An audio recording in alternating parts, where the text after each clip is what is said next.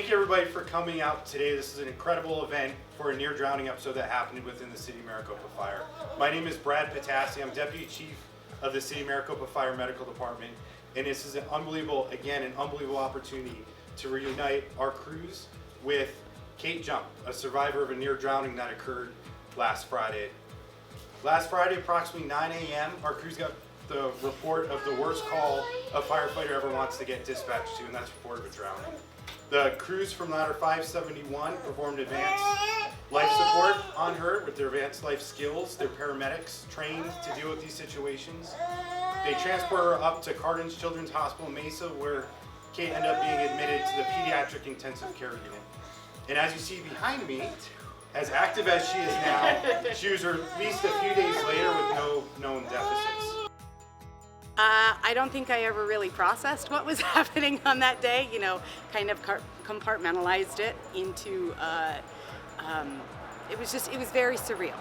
And at the same time, I think I knew instantly that it was very serious, because as soon as it was Kate fell in the pool, I was immediately sprinting out of my classroom. There was no ask other questions or wait to go. And she hadn't even told me that the paramedics had been called at that point. It was just Kate fell in the pool and she was just dropped. So I was gone.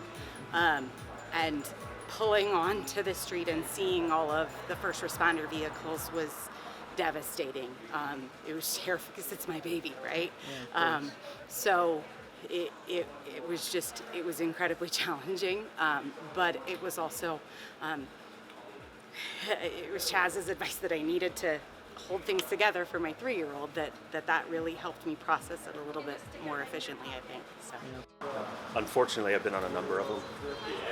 None of them have been fatal, thankfully. She however, has been the best result. A quick release 2 days later, the quick CPR that she got, the quick 911 call that was made a huge difference in her. From learning how to swim, float, whatever you need to do, to people watching.